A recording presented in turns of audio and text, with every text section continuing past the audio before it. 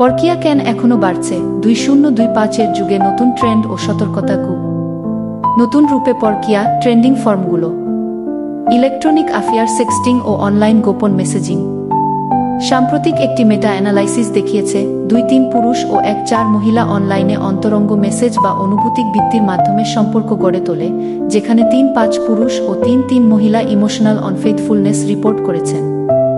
এ ধরনের সম্পর্ক শারীরিক না হলেও বোঝানো যাচ্ছে মানসিক বিশ্বাস ভাঙাতে পারে, কিছু ক্ষেত্রে শারীরিক অবৈধতাতেও আরও ক্ষতিকর হতে পারে। ফিনান্সিয়াল ইম্পারনিস্তা, গোপন অর্থনৈতিক অবিশ্বাস।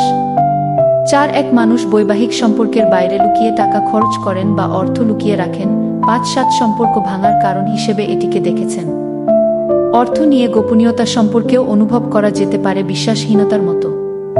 ওয়ার্কপ্লেস অ্যাফেয়ার, অফিসে সম্পর্ক। অফিস সম্পর্ক বা সহকর্মীদের মধ্যে অন্তরঙ্গতা কার্যত বৃদ্ধি পেয়েছে। কাছাকাছি কাজ, মানসিক চাপ এবং গোপনীয়তা এ ধরনের সম্পর্কের সুযোগ তৈরি করে। পরকীয়ার কারণ ও প্রেক্ষাপট। গ্লিডেনের 2025 সালের এপসোস চালিত গবেষণা অনুযায়ী 5-1 মানুষ বর্ণনা করেছেন যে তাদের দাম্পত্যে মানসিক যোগাযোগের ঘাটতি রয়েছে, যদিও শারীরিকভাবে সম্পর্ক সচল। 3-3 অনতিদূরক্রম মিলেনিয়ালস বলছেন কাজের চাপ, জীবন ভারসাম্যহীনতা কারণেই তারা বাইরে সম্পর্ক খোঁজেন। মানুষের 6-1 মনোনীত করছেন মানুষ প্রকৃতি অনুযায়ী একগামী নয়, এবং 4-1 মানুষ খোলামেলাভাবে বৈধ সম্পর্ক বা ওপেন রিলেশনশিপের ধারণা সমর্থন করেন।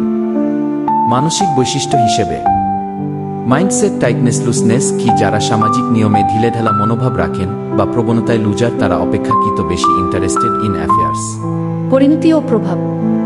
ভরসার অবনতি, মানসিক ট্রমা, হতাশা, বিভ্রান্তি সৃষ্টি হয়।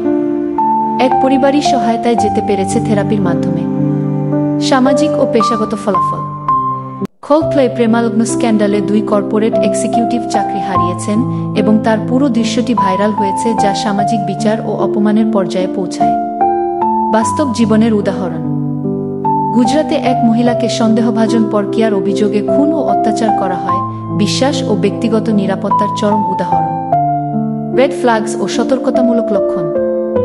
আচরণে হঠাৎ পরিবর্তন, খুব বেশি গোপনীয়তা, ফোন ল্যাপটপ অ্যাকাউন্ট যখন সময় ব্যাখ্যা দেওয়া হয় না, অর্থনৈতিক লুকানো ব্যবহার ইত্যাদি।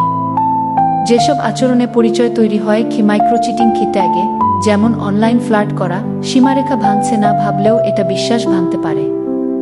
গোপন অর্থনৈতিক লেনদেন বা নিজে নিজে কেনাকাটা সম্পর্কেও সতর্কতা থাকা উচিত।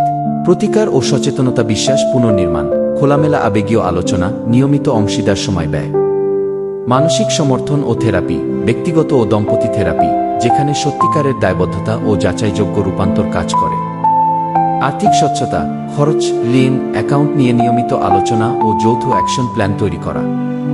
সীমারেখা ও সম্মতি সম্পর্কে আলোচনা, সম্পর্কের একে অপরের বাউন্ডারি নির্ধারণ করা এবং তা অমান্য হলে দ্রুত সেটিং আউটরো ও কল টু অ্যাকশন।